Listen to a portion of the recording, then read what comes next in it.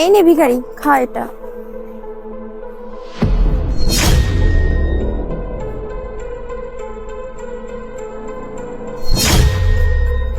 প্রীতি, আমি জানি ওই ভিখারির জন্য তোমার খুব মায়া লাগতেছে, তাই না?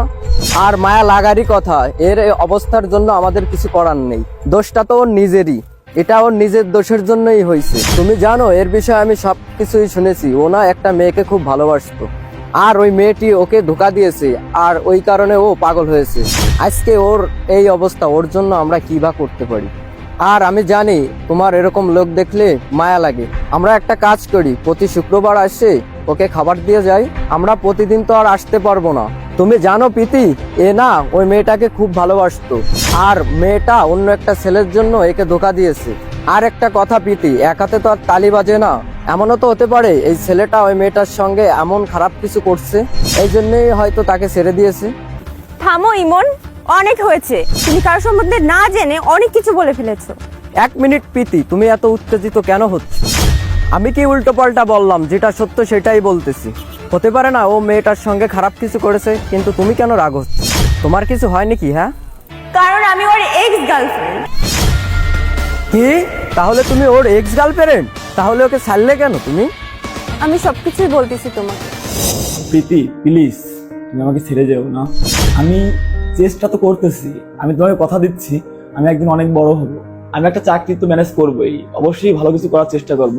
আমি তোমাকে কথা দিচ্ছি, তুমি যে খুশিটা চাচ্ছ ওইটা তোমাকে ঠিক একদিন আমি এনে দেবো। আর প্রীতি, তুমি যদি মনে করো তোমার বাবা মা আমাদের সম্পর্ক মানবে না, তাহলে আমি তাদের সাথে কথা বলবো, প্রয়োজন তাদের পা ধরবো, কিন্তু প্লিজ তুমি আমাকে ছেড়ে যেও না প্রীতি। আরে চুপ করো তুমি। তুমি আর কি করবে জীবনে? তোমার দ্বারা কি হবে? 5-10 হাজার টাকার চাকরি করবে তুমি? তুমি জানো ও কত বড় মানুষ, আর ওর কাছে কত টাকা? ও আমার বাবার পছন্দের, আর আমারও পছন্দ, আর আমার পছন্দ তুমি, যে কিনা কিচ্ছুই করতে পারে না। তোমায় কতদিন ধরে বলছি কিছু করো কিছু করো, আর আমার কথায় তোমার কিছু যায়ও আসে না। আর প্রীতি, তুমি হয়তো জানো না তোমাকে আমি কত ভালোবাসি, আর তুমিও তোমাকে ভালোবাসো, তাই না? আর ভালোবাসা পেতে না কপাল লাগে। আর যেমন আমরা পেয়েছি, আর টাকা পয়সা দিয়ে কি হবে? টাকা পয়সা তো আজ আছে তো কাল নেই। আর তুমি আমার সাথে থাকবে না তো কে থাকবে বলো? আর প্রীতি, তুমি ছাড়া আমার কি আছে বলো? তুমি যদি আমাকে ছেড়ে চলে যাও, আমার খেয়াল কে রাখবে? আর আমি এত পরিশ্রম করছি তো তোমার জন্য। আমাকে একটু সময় দাও, একদিন সবকিছু ঠিক হয়ে যাবে, দেখবে। আমি তোমাকে আর ভালোবাসি না। আমি ওকেই ভালোবাসি যার সঙ্গে আমার বিয়ে ঠিক হয়েছে, আর ওর সাথে আমি বিয়ে করলে আমি অবশ্যই ভালো থাকবো। আর যদি আমি তোমাকে বিয়ে করি তাহলে আর আমি কি পাবো? ছেঁড়া ফোটা জামা আর পান্তা ভাত, তাও জোটবে কিনা তারও কোনো ঠিক নাই। আমি এত বড় রিস্ক নিতে পারবো না আমার লাইফের সঙ্গে। আমি আমার লাইফে এনজয় করতে চাই, আর তোমার সঙ্গে থাকলে আমি এটা কখনোই করতে পারবো না। আমি তোমাকে ভুলে গেছি, আর তুমিও আস্তে আস্তে আমাকে ভুলে যাও। আর আজকের পর থেকে আমাকে কখনো ডিস্টার্ব করবা না। আর সামনের মাসে আমার বিয়ে, তো প্লিজ আজকের পর থেকে আমাকে তুমি আর ডিস্টার্ব করবে না। আর আমি এখন চলে যাচ্ছি। প্রীতি, প্রীতি প্লিজ, প্রীতি যেও না প্রীতি। ইমন, আমার অনেক বড় ভুল হয়ে গেছে, এটা আমি বুঝতেছি। শুধুমাত্র আমার জন্য ওর আজকে এই অবস্থা। আমি যা কিছু করেছি, অনেক অন্যায় করেছি ওর সঙ্গে, কিন্তু তুমি আমাকে ভুল বুঝো না। তুমি তো জানো আমি তোমাকে কতটা ভালোবাসি, আর এ তো আমার এক্স বয়ফ্রেন্ড, আর তুমি তো আমার হাজবেন্ড। আর ইমন, যা হয়েছে সেটা তো হয়ে গেছে, এটা আমরা ভুলে যাই না। এক মিনিট, এসব তুমি কি বলতেছো? এসব কি আমি এভাবেই ভুলে যাব? আর তুমি একটা ছেলের জীবন নষ্ট করেছো, আর এসব আমি কি করে ভুলে যাব? আর ও তো তোমার এক্স বয়ফ্রেন্ড, তাহলে টাকার জন্য একটা ছেলের জীবন কেন নষ্ট করলে তুমি? যে কিনা তোমাকে এত বেশি ভালোবাসতো, এত খেয়াল রাখতো তোমার, তাহলে তুমি এই ছেলেটার জীবন কেন নষ্ট করলে?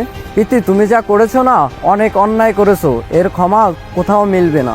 আর ওই ছেলেটা এতটাই তোমাকে বেশি ভালোবাসতো যে তোমার জন্য জীবনটা পর্যন্ত দিতে পারতো, আর তুমি টাকার জন্য ওকে ছেড়ে দিলে। আর তুমি এখন আমাকে বলতেছে ও তোমার ফার্স্ট বয়ফ্রেন্ড ছিল। আরে ও তো তোমার হাজব্যান্ডও হতে পারতো, তুমি ওকে টাকার জন্য ছেড়ে দিলে, হয়তো আমাকেও ছেড়ে দিবে। আমার কি কপাল, তোমার সঙ্গে এখন আমার বিয়ে হয়ে গেছে। আমি এখনই তোমাকে ছেড়ে দেবো, তুমি ওই ছেলের সঙ্গে অনেক খারাপ ব্যবহার করছো। ইমন শোনো, আমাদের তো নতুন বিয়ে হয়েছে, এর মাঝে তুমি আমাকে কি করে ছেড়ে যাবে? তোমাকে তো আমি এভাবে ছাড়তে পারবো না।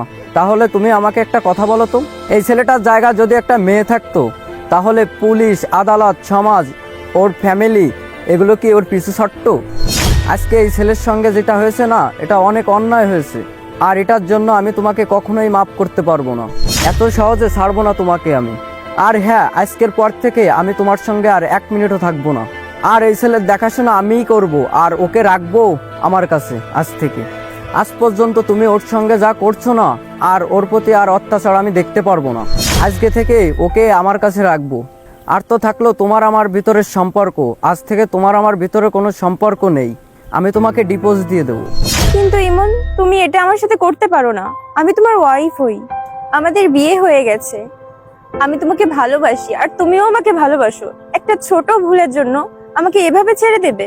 আমার ভুল হয়ে গেছে, আমি এটা স্বীকার করতেছি। আজকের পর থেকে এরকম ভুল আর কখনো করব না। প্লিজ তুমি আমাকে মাফ করে দাও। আরে চুপ করো তুমি, তোমার ভিতরে না কোনো মায়া দয়া নেই। তুমি একটা ছেলের জীবন নষ্ট করে দিয়েছো।